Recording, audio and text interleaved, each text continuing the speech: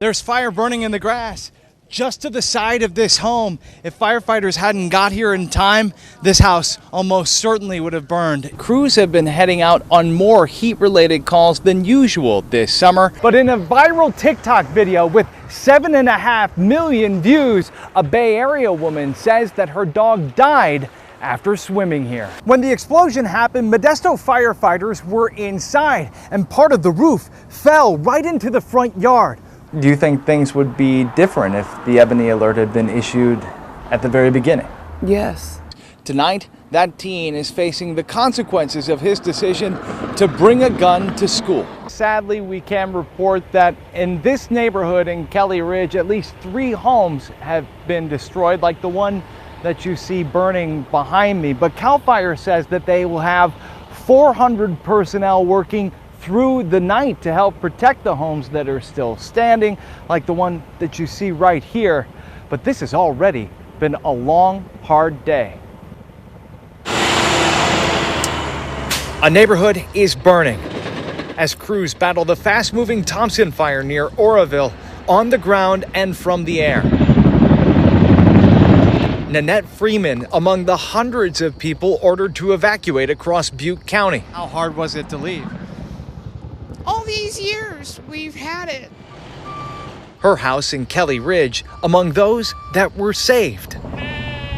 There's fire burning in the grass just to the side of this home. If firefighters hadn't got here in time, this house almost certainly would have burned. I just left all the water running everywhere, all the faucets. Some families haven't been so lucky. This home is on fire now. The one right next door burned down to its foundation. And at the end of the block, we can see what appears to be another house on fire. The smoke visible for miles. Neighbors could only watch and wait. Looks like a lot of people's houses are in trouble. You see these plumes of black smoke are probably asphalt shingles going up someone's roof, you know. So, yeah, it's a devastating feeling. A devastating feeling hitting close to home.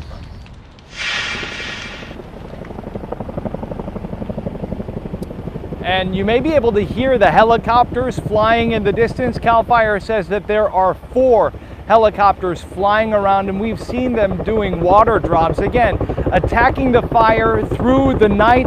CAL FIRE says that it's important that everybody obeys the evacuation order so people can get out of harm's way while crews continue to fight the fire.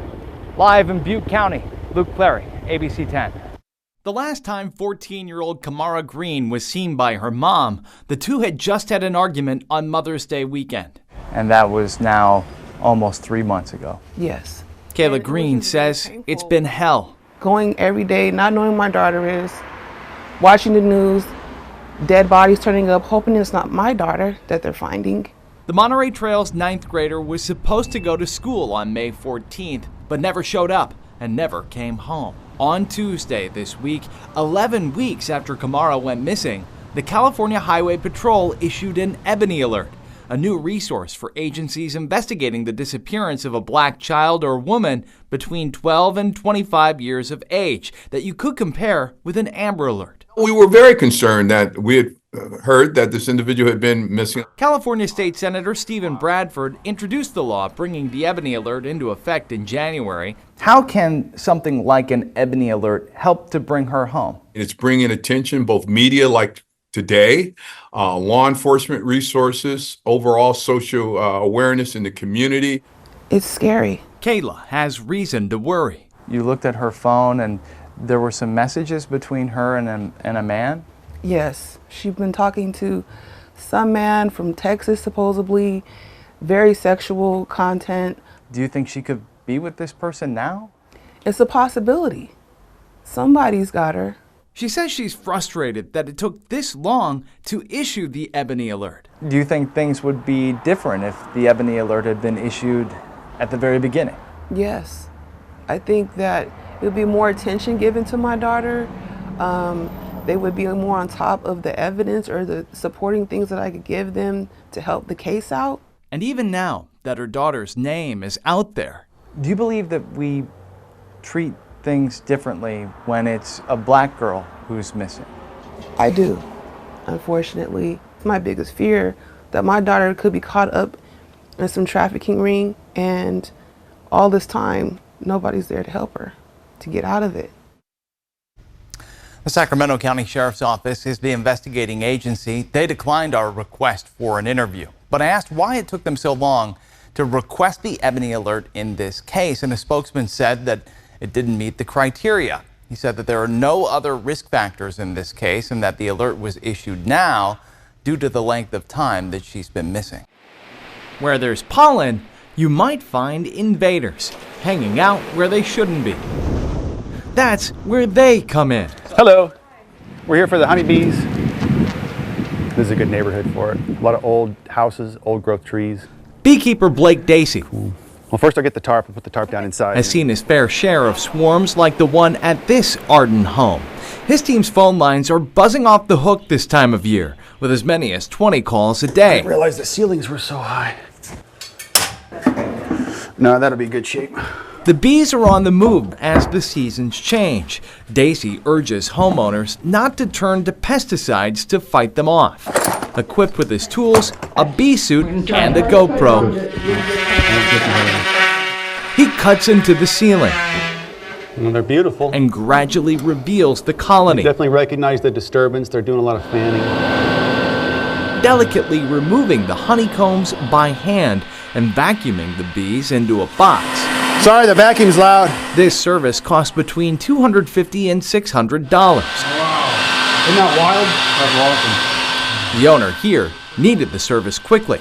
A family member is allergic. Just chew it up, smash the honey out of it, But the sweetest part, and that's what's left over, just wax. there are no harmful chemicals in this process, and no bees were hurt in the making of this story. West of Davis, the Russell Boulevard bicycle path is bounded by California wildflowers and a busy country road. It is like a very high-speed area for cars, so it can definitely be scary. As student leaders of the UC Davis cycling team, It could have been anyone. Ella Rosenthal and Neha Joshi were among the first to learn that their teammate, Junie Gao Smith, was hit by a car this spring when she was crossing Russell Boulevard. It was awful. It messed me up for so long. Not her, they thought. Not the freshman with the big personality who became a sensation when she joined them a few months earlier. It was her first race. She was like, I'm going to win. I was like, okay. She's just extremely competitive spirit. 75 miles away at Junie's family's San Francisco apartment. Photos of her accomplishment hang on the wall next to memories of a childhood on two wheels. My family, number one, right here. Yes. And with her older sister Olivia at her side, I'm happy to be alive. I think is my main thing. Junie is on the mend, recovering at home from a head injury that impacted her memory. Like a few weeks ago, you couldn't remember what had happened like 5 minutes ago, so. Really? Yeah. Wow. She spent 5 long weeks in a coma after the crash that happened on March 11th at this bike crossing on Russell near County Road 97. CHP says the driver remained on scene and that DUI is not believed to be a factor. The responding officer writing that Junie either failed to yield or stop at the intersection before crossing, a finding her family has struggled with because Junie can't remember the accident or her side of the story. Yeah, I simply can't remember anything, and it's like waking up from a dream and not knowing what you dreamt. Months later, some of her memories still aren't coming back. But that big personality is. Coming out of the coma, you were making jokes. Really? Yeah. Yeah. I can't imagine they were any I good. don't know how. Olivia kept friends posted on Judy's progress. That update from Olivia where she was like, Junie started escaping her hospital room and wandering around outside. I was like, oh, that's so her. She's back. While back in Davis, her team was pulling for her, gathering dozens of riders and raising thousands of dollars towards Junie's medical bills. To show her that we're here for her, we love her, the entire cycling community. Very beautiful. Yeah. Amazing. There are a lot of things Junie still can't remember, but there's also something she can't forget. Yes, definitely. I do feel the love. Yeah. In Davis, Luke Cleary, ABC 10.